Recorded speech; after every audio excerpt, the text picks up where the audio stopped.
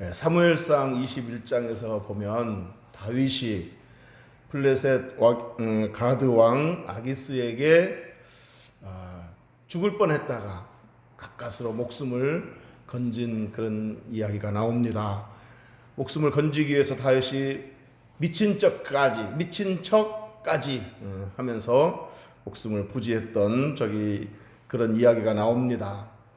다윗이 그런 일을 겪은 후에 그때 상황과 그때 심정을 이렇게 시로 기록했는데 그 시가 바로 오늘 본문 시편 34편입니다. 그래서 오늘 본문 시편 34편의 그 시 제목을 보면 이렇게 되어 있습니다. 같이 읽어보겠습니다. 시작. 다윗이 아비멜렉 앞에서 미친 채 하다가 쫓겨나서 지은 시. 자, 그러면 그때 다윗에게 어떤 일이 있었던 것입니까? 당시 다윗은 사울왕의 시기와 질투로 인해서 온갖 핍박을 받고 이리저리 쫓겨다니는 신세가 되었습니다. 무려 5년 동안이나 이렇게 쫓겨다니면서 숨어 지내고 다녔습니다. 자, 그러던 어느 날 다윗은 너무 견딜 수 없어서 그 쫓겨다니는 신세, 그 숨어다니는 그 신세가 너무 힘들어서 너무 견딜 수 없어서 망명을 생각한 겁니다. 그래서 블레셋 가드왕 아기스에게로 가서 망명을 요청하고 거기서 좀 쉬자. 그러면 거기까지는 사울이 나를 쫓아오지 않겠지 하는 생각에 망명을 결심한 겁니다. 자, 다윗이 아기스 왕에게 찾아가서 망명을 요청했을 때 처음에는 그 가드왕 아기스가 기꺼이 반갑게 맞아주었습니다. 그런데 아기스 왕의 신하들이 다윗을 탐탁지 않게 여겼습니다. 그래서 신하들이 아기스 왕을 조용히 찾아가서 이렇게 말했습니다. 왕이시여, 다윗이 누구인지 잊어버렸습니까? 우리나라 골리앗 장군을 쓰러뜨리니까 저 다윗 아닙니까? 그리고 사람들이 다윗에 대해서 뭐라고 노래하신지 아십니까? 사울은 천천히요, 다윗은 만만히로다. 그만큼 다윗은 용맹한 적장입니다. 그 적장을 왕의 곁에 둔다는 것은 매우 위험한 일입니다. 언제 다윗이 변심하고 왕을 해야 할지 모릅니다. 그러므로 다윗을 추방시켜야 됩니다. 이렇게 건의를 했습니다. 신하들이 일체히 그렇게 건의를 하니까 이제 아기스 왕도 그렇구나 하고 이제 먼저 선수를 쳐서 다윗을 없애자, 이런 분위기가 이제 조성이 된 겁니다. 그런데 다행히 다윗이 그 낌새를 알아차린 겁니다. 그 분위기를 파악한 겁니다. 그래서 계속 거기 있다가는 지도새도 모르게 죽게 생겼다는 생각에 이제 갑자기 뭐 하기 시작한 거예요? 미친 척 하기 시작한 거예요. 대문 문짝을 이렇게 끄적끄적 하면서 침을 질질 흘리면서 아주 그냥 미친 척 연기를 한 거예요. 이것을 지켜본 아기스 왕이 아니 이거 미친 거 아니야? 이놈 미친 거 아니야? 뭐 죽일 것도 없다. 쫓아내라. 이렇게 해서 다윗이 그 자리에서 이제 쫓겨나고 목숨을 건지게 되었습니다. 그 일이 있은 후 다윗이 그때 그 심정과 상황을 이제 시로 이렇게 기록했는데 그게 바로 아까 말씀드렸다시피 오늘 본문 시편 34편입니다. 그래서 그 제목을 다윗이 아비멜렉 앞에서 미친 채 하다가 쫓겨나서 지은 시 이렇게 했습니다. 자, 그런데 사무엘상 21장에서 보면 다윗이 블레셋 가드왕 아기스에게로 망명을 갔다고 그랬죠. 그런데 오늘 본문 시편 34편에서는 다윗이 누구 앞에서? 아비멜렉 앞에서 미친 채 하다가 쫓겨나서 지은 시라고 한 거예요. 자, 그러면 이름이 다르다는 것을 알 수 있죠. 사무엘상 21장에서는 아기스라고 되어 있고 오늘 본문 시편 34편은 아비멜렉으로 되어 있단 말이에요. 그러면 뭐냐? 이거는 이름이 아기스는 사람 이름이고 고유한 철수 뭐 만기 이렇게 사람 이름이고 아비멜렉은 블레셋 왕에 대한 호칭입니다. 칭호입니다. 그러니까 여러분 그 애굽의 이집트의 왕을 뭐라고 부르죠? 파라오라고 그러죠. 파라오. 우리 안영민 형제님하고 성경 공부하다 보면 역사 얘기도 나오는데 역사를 많이 알고 있더라고요. 파라오라고 부릅니다. 모든 왕을 다 파라오, 성경에서는 바로라고 그러죠. 모든 왕을 다 바로라고 그래요. 이름이 따로 있지만은 로마의 황제 칭호는 뭡니까? 성경에서는 가이사 혹은 케사르 뭐 시저 뭐 이렇게 발음에 따라서 다른데 어쨌든 마찬가지로 블레셋의 모든 왕을 아비멜렉이라고 불렀던 겁니다. 그래서 결론은 아기스나 아비멜렉은 동일한 인물이다라는 것을 말하는 겁니다. 자, 여러분 다윗이 아비멜렉 앞에서 이제 살아남기 위해서 미친 척을 했을 때 그냥 미친 척 그런 연기만 했겠습니까? 속으로 얼마나 기도했겠습니까? 겉으로는 침을 흘리면서 미친 척을 했겠지만 속으로는 절박한 심정으로 하나님께 도움을 요청했을 것입니다. 자, 그 내용이 4절에 나옵니다. 4절 한번 다 같이 읽어보겠습니다. 시작. 내가 여호와께 간구하매 내게 응답하시고 내 모든 두려움에서 나를 건지셨도다. 내가 여호와께 간구하매. 그러니까 막 두렵잖아요.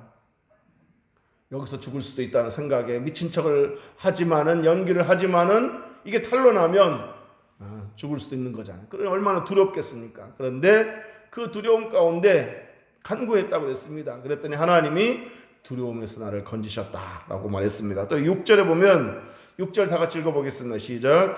이 곤고한 자가 부르짖음에 여호와께서 들으시고 그의 모든 환난에서 구원하셨도다. 아멘. 미친 척하면서 속으로 막 부르짖은 거예요. 하나님, 이 상황에서 나를 모면해 주옵소서 하고 부르짖었을 때 하나님이 구원하셨다라고 했습니다.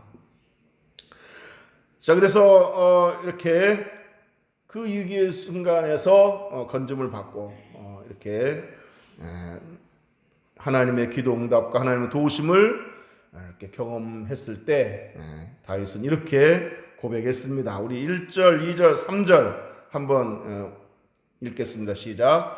내가 여호와를 항상 송축하며 내 입술로 항상 주를 찬양하리이다. 내 영혼이 여호와를 자랑하리니 곤고한 자들이 이를 듣고 기뻐하리로다. 나와 함께 여호와를 광대하시다 하며 함께 그의 이름을 높이세. 아멘. 자, 그러니까 다윗이 그 위기에서 모면하고 이렇게 하나님의 다시 한번 하나님의 은혜의 역사를 경험한 후에 뭐라고 말했습니까? 항상 내 입술로 찬양하겠다.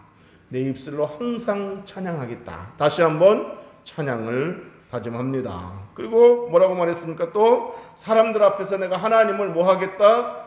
자랑하겠다. 하나님을 자랑하겠다. 그리고 또 3절에 보면 나와 함께 여호와를 광대하시다며 함께 그의 이름을 높이세. 하나님을 높이겠다. 그리고 이렇게 결단을 합니다. 자, 다윗이 하나님을 자랑하겠다고 그랬는데 사실은 이렇게 자랑할 수도 있었어요. 뭐냐면 내가 그 위기의 순간에 번뜩이는 그 기지를 발휘해서 그 지혜를 발휘해서 내가 살아날 수 있었다. 그때 내가 참 나의 기지가 놀라웠다. 그리고 미친 척 했던 그 연기가 훌륭했다. 그래서 사람들이 속아 넘어갔다. 그러면서 자기를 자랑할 수도 있는데 그게 아니고 내가 사람들 앞에서 하나님을 자랑하리라. 하나님을 자랑하겠다고 고백했습니다.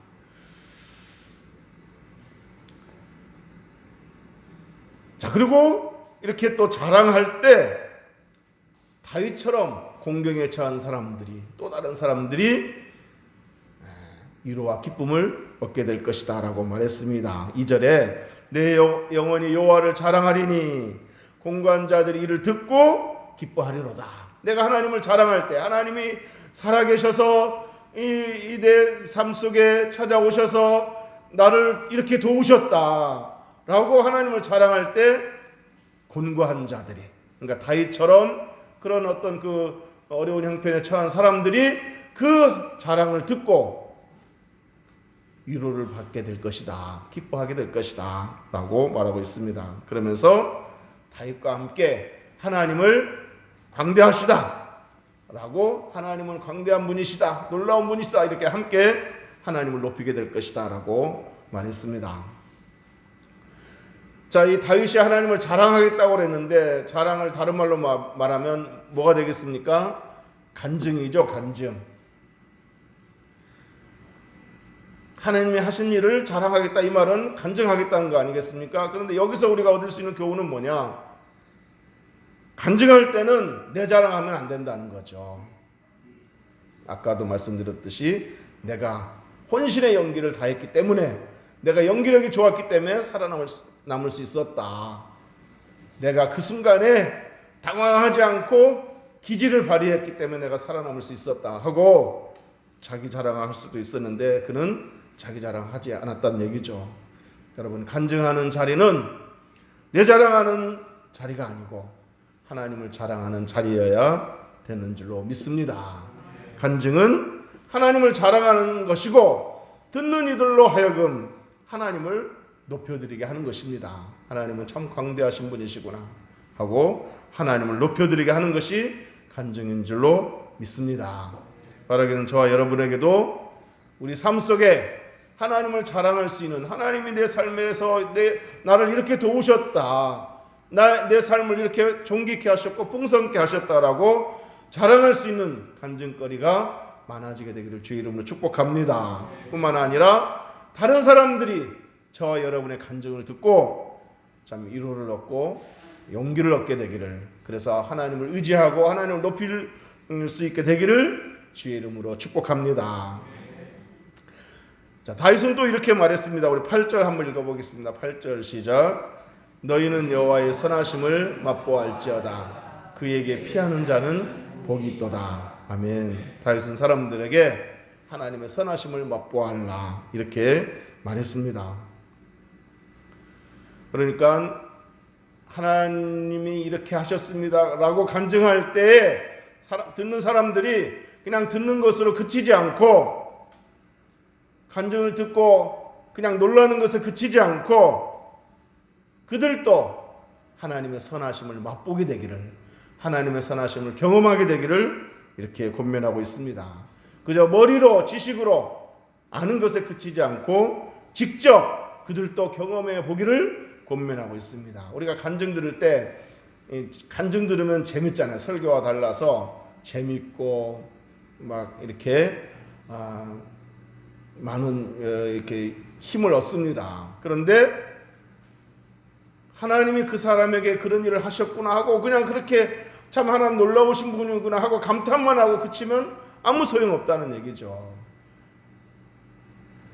저 성도의 삶 속에 역사하셨던 하나님이 내게도 역사하시기를 바라는 마음으로 나도 기도하고 하나님을 바라고 의지할 때 내 삶 속에서 그런 일들이 이렇게 경험되어져야 된다. 하나님의 선하심을 내가 맛봐야 된다, 내가 경험해야 된다라는 것입니다. 그저 다른 사람의 간증을 듣고 감탄하는 것으로 그쳐버리면 아무 소용없다는 얘기입니다. 그래서 다윗이 그런 의미에서 하나님의 선하심을 맛보알지어다 라고 지금 권면하고 있는 겁니다. 제가 어렸을 때 유행가처럼 부르고 다녔던 그 국민 CM송이 있습니다. 뭘까요? 오늘 설교와 관련지어서 어떤 CM송이 있을까요? 눈치챈 사람도 있을 것 같은데, 보고는 몰라요, 들어봐도 몰라요, 맛을 보고 맛을 아는 샘표 간장. 이 노래를 아는 사람들은 좀 연륜이 됐다는 얘기입니다. 연식이 됐다는 얘기입니다. 1961년 가수 김성희 씨가 이렇게 국내 최초의 TV 광고 CM송을 불렀습니다. 그때는 그게 유행가인 줄 알았어요. 그냥 아무 생각 없이 불렀는데, 어렸을 때라 61년도면 제가 58년생이니까 뭐 이제 3살 때 이 노래가 나왔는데, 그러니까 어렸을 때 그냥 아무 생각 없이 불렀습니다. 유행가처럼. 보고는 알 수 없고 들어봐도 알 수 없고 맛을 봐야 안다는 거죠. 맛을 봐야. 직접 맛을 봐야 샘표 간장이 얼마나 맛있는지를 진짜 알 수 있다는 얘기입니다. 요즘에는 또 이런 문구를 자주 볼 수 있습니다. 아직 안 먹어본 사람은 있어도 한 번 먹어본 사람은 없다. 뭔 얘기인지 아시겠죠? 아직 안 먹어본 사람은 있어도 한 번만 먹어본 사람은 없다. 그러니까 한 번 맛을 보면 계속 먹게 된다. 그만큼 맛이 있다. 그러니 일단 한번 먹어봐라. 그런 뜻인 것 같습니다. 먹어보면 알 수 있다. 그런 얘기입니다. 어떤 음식을 먹어보고 정말 그 음식이 참 맛있다라고 느껴지면 또 찾아가게 되죠. 그리고 나아가서 다른 사람들에게도 추천을 하게 됩니다. 그 집 가니까 정말 맛있더라. 이렇게 추천을 하게 되는 겁니다. 사랑하는 성도 여러분, 우리 저와 여러분이 다윗처럼 하나님 삶 속에서 하나님을 경험하고, 그리고 자기가 경험한 것을 사람들 앞에서 하나님 자랑을 하고 간증을 하고, 그래서 듣는 이들이 정말 놀라워하면서 함께 하나님을 높이고, 그리고 정말 하나님의 선하심에 이렇게 선하심 그 성품을 경험해보고 함께 찬양하게 될 수 있기를 주의 이름으로 축복합니다. 그래서 우리 온전교회 성도들이 좀 맛을 좀 봤으면 좋겠어요. 영적인 맛을 좀 봤으면 좋겠습니다. 예수 그리스도 안에서의 삶이 얼마나 기쁘고 행복한지, 하나님과의 동행하는 삶이 얼마나 참 위로가 되고 힘을 얻게 되는지, 그것을 맛보게 되기를 주의 이름으로 축복합니다. 또 교회 와서 예배 드릴 때 정말 하나님의 임재를 경험하는 것이 얼마나 놀라운지, 찬양할 때 그 찬양 가사가 마음에 와닿고 찬양 가사가 내 심령을 움직이고 또 기쁨을 샘솟게 하고 소망을 갖게 하는 그 맛이 얼마나 놀라운지, 말씀을 들을 때 정말 말씀이 꿀과 같다고 하는데, 꿀송이 같다고 하는데 그게 뭔지를 직접 이렇게 느껴볼 수 있게 되기를, 맛보게 될 수 있기를 주의 이름으로 축복합니다. 뭐 이미 맛보신 분들도 많이 있지만 그런 분들은 더 성령 안에서 더 깊이 맛보게 되시기를 바라고 누리게 되시기를 주의 이름으로 축복합니다. 그래서 교회 밖에 있는 사람들에게 예수 한번 믿어보세요. 너무 좋습니다. 진짜 예수 믿는 게 너무 좋다는 좋은 것을 느낀 사람은 전도할 때도 그냥 예수 믿어보세요 뭐 이렇게 희말이 없이 얘기하지 않습니다. 예수 믿어보세요. 너무 좋습니다. 이렇게 좀 뭔가 이렇게 표정에서도 느껴지게, 억양에서도 느껴지게 말을 합니다. 맛본 사람은 그렇게 말하게 되어 있습니다. 여러분 호랑이에 대해서 설명할 때 그림책 보고 호랑이를 설명하는 것과 동물원에서 호랑이를 보고 호랑이를 설명하는 것과, 뭐 우리나라는 이제 의미 없지만 있다고 가정하고, 지리산에서 밤중에 호랑이를 만나고 나서 혼비백산 도망치고 나서 그 호랑이를 설명하는 것과, 누가 호랑이를 실감나게 생생하게 설명할 수 있겠습니까? 직접 호랑이하고 맞닥뜨린 사람이 실감나게 설명할 수 있겠죠. 입을 침을 튀겨가며 설명하겠죠. 그럼 표정이 다릅니다. 그런 사람은 표정이 다르고 억양이 다릅니다. 저와 여러분도 정말 맛을 보되 깊은 맛을 보고 생생하게 경험해서 그것을 힘있게 생생하게 전달하는 저와 여러분 되시기를 주의 이름으로 축복합니다. 지금 다윗은 하나님의 선하심을 맛보알지어다 라고 말할 때 뭐 맛보면 좋고 뭐 안 보면 할 수 없고 그거 아닙니다. 여러분들도 한번 꼭 맛보시기를 바랍니다. 그런 어떤 간절한 마음에서 지금 권면하고 있는 겁니다. 신앙이 연약한 성도들에게 형제님 기도해봐. 그러니까 내가 기도했을 때 응답을 경험한 사람들이 그렇게 권면할 때 그냥 기도해봐. 어쩌면 들어줄지도 몰라. 뭐 이렇게 하겠습니까? 내가 경험한 사람은 형제님 기도해봐. 내가 기도했더니 하나님 응답하셨어. 형제님도 응답받을 거야. 기도해봐. 뭐 이렇게 좀 뭔가 강하게 얘기하지 않겠습니까? 근데 내가 경험이 없는 사람은 기도해봐. 어쩌면 들어줄 수도 있고 안 들어줄 수도 있지만 어쩌면 뭐 이렇게 희망이 없이 얘기하게 돼 있습니다. 성경 한번 읽어봐. 자매님 어렵고 낙심될 때 성경 한번 읽어봐. 얼마나 힘이 되는지 이렇게 좀 힘있게 얘기할 수 있습니다. 그렇게 힘있게 권면하고 이렇게 전달할 수 있게 되기를 주의 이름으로 축복합니다. 이제 말씀을 정리하도록 하겠습니다. 여러분, 이 다윗이 자신의 경험을 이야기하면서 다른 사람들에게 하나님의 선하심을 맛보할지어다 이렇게 권면을 하지 않았습니까? 그런데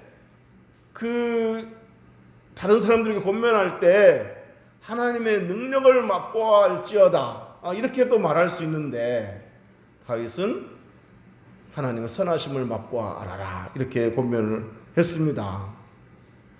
여러분, 다윗은 왜 자신을 위기에서 건져주신 그 하나님을 자랑할 때에 하나님의 능력에 강조점을 두지 않고 하나님의 그 선하심, 하나님의 선하신 성품에 강조점을 두었겠습니까? 그 이유는 이렇다고 생각합니다.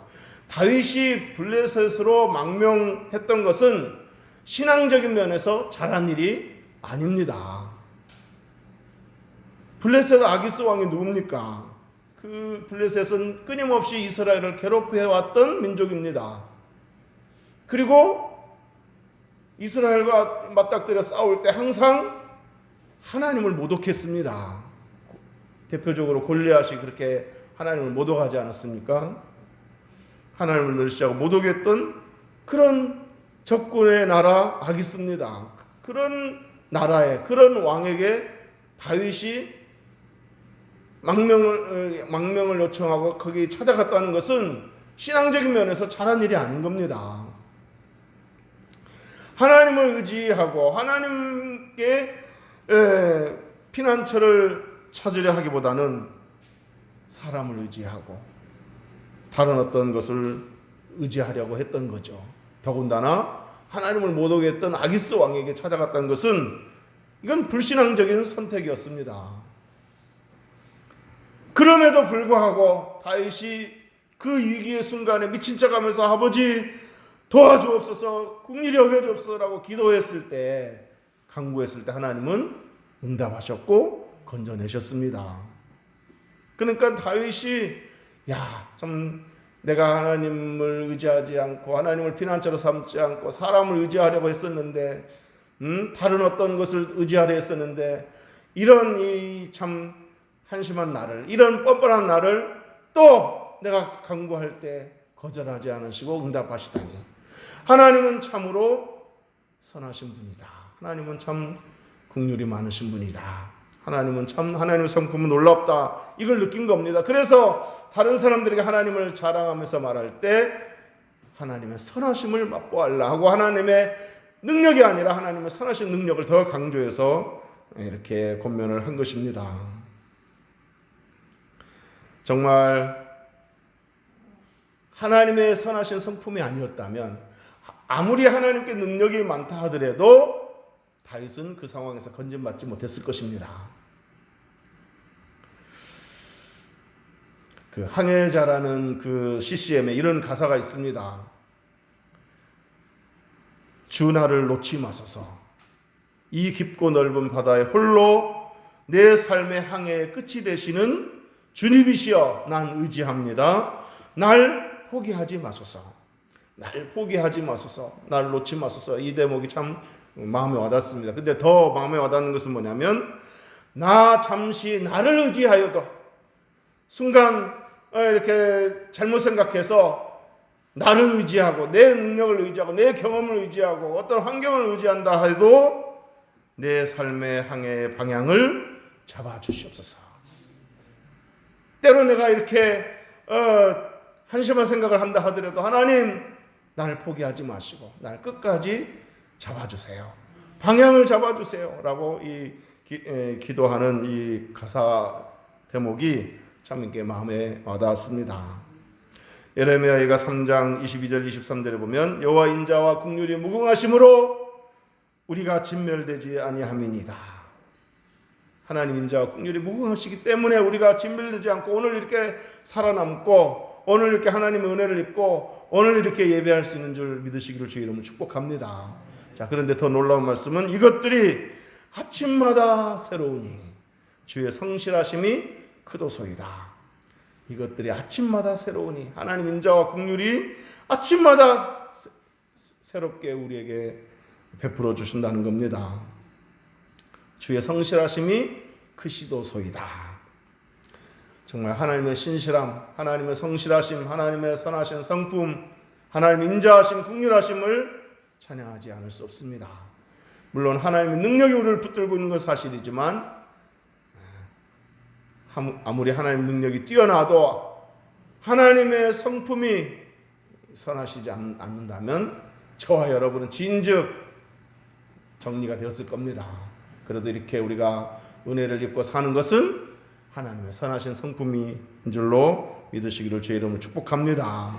우리가 잘해서가 아니라 하나님의 선하신 성품 때문에 우리가 하나님의 은혜를 입고 사는 줄로 믿습니다. 때로 저와 여러분이 우리 자신을 의지할 때가 있고 다른 것을 의지하는 그런 실수를 범하는 때가 있음에도 불구하고 하나님께서 저와 여러분을 포기하지 않으시고 끝까지 붙잡아 주신 이유는 하나님의 선한 성품 때문인 줄 믿으시고 하나님의 능력뿐만 아니라 하나님의 성품을 많이 찬양하는 저와 여러분 되시기를 주의 이름으로 축복합니다.